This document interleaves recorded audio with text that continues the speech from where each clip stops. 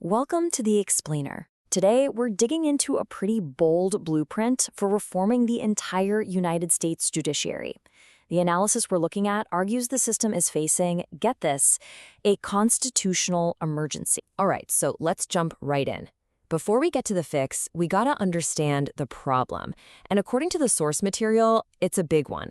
A really sharp, pretty dramatic drop in the public's trust in our courts. Just look at this chart.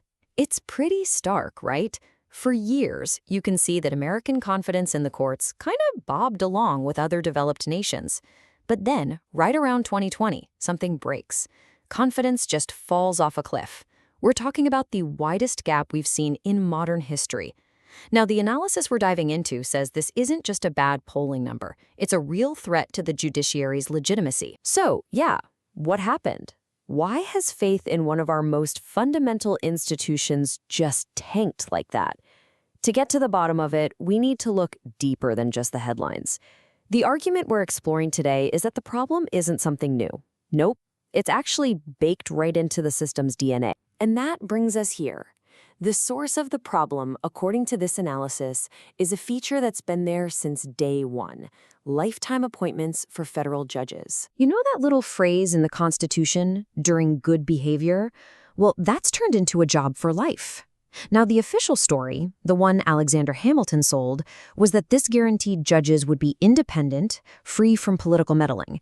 But this blueprint suggests there was another, much more down-to-earth reason for it. And to get that reason, we gotta hop in a time machine and go all the way back to 1789.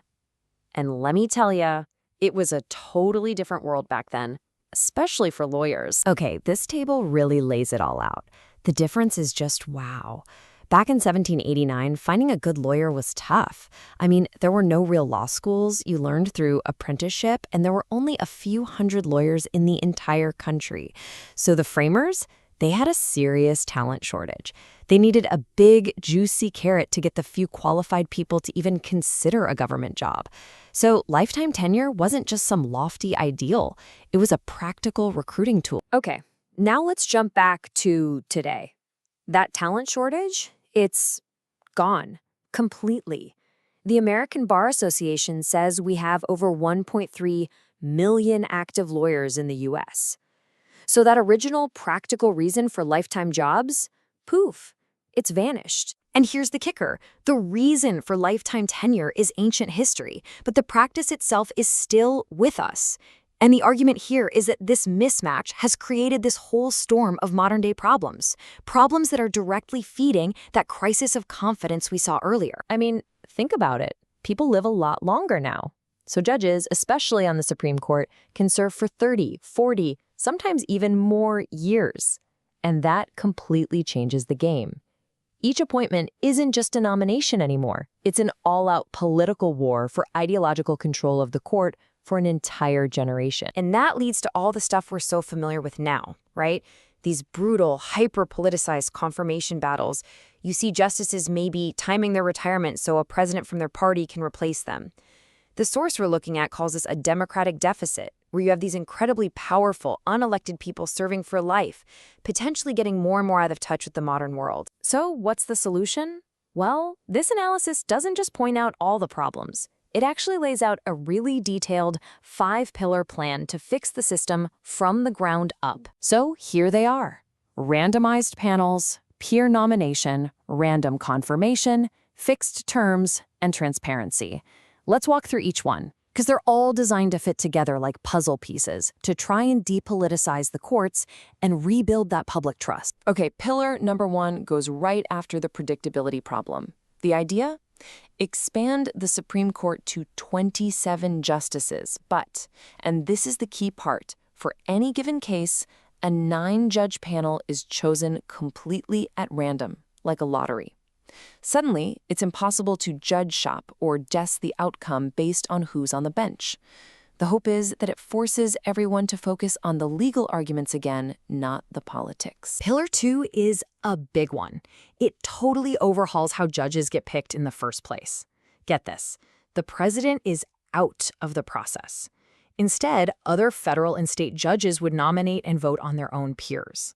The people with the most votes form a pool of candidates for the Senate. The goal here is to shift the whole thing away from political connections and toward actual legal skill and temperament, as judged by the experts, other judges. All right, pillars 3 and 4 are a tag team designed to take the political temperature way, way down. Pillar 3 changes the Senate's role. Instead of the whole Senate fighting it out, a smaller, randomly selected panel would handle confirmations to break up the party line gridlock. And then Pillar 4 hits the big one. It officially ends lifetime tenure for good. It's replaced with a single 18-year term, no renewals, and you have to retire by 75. This creates regular, predictable openings on the court, so no single appointment feels like a do-or-die moment. And last but not least, Pillar 5 is all about trust through transparency. This means creating a truly independent counsel to handle ethics complaints.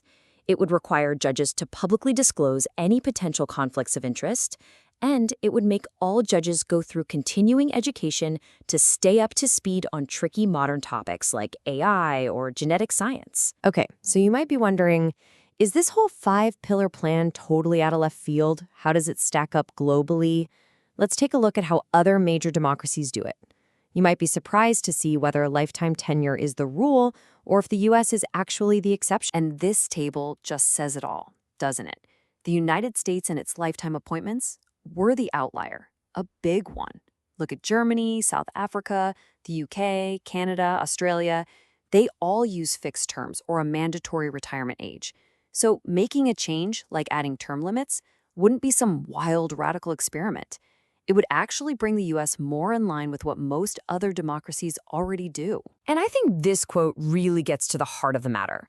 The point of all this, according to the proposal, isn't to tear down the courts or weaken their independence. It's the opposite. It's about rebuilding that independence on a foundation that's more democratic, more modern, and frankly, just makes more sense for the world we live in today. So in the end, this whole blueprint leaves us with a really fundamental question to think about. We're living in a world the framers couldn't have even imagined. So is it time to adapt our judiciary to match? How do we make sure its structure actually serves democracy and justice, not just for us, but for the generations that are going to come after us?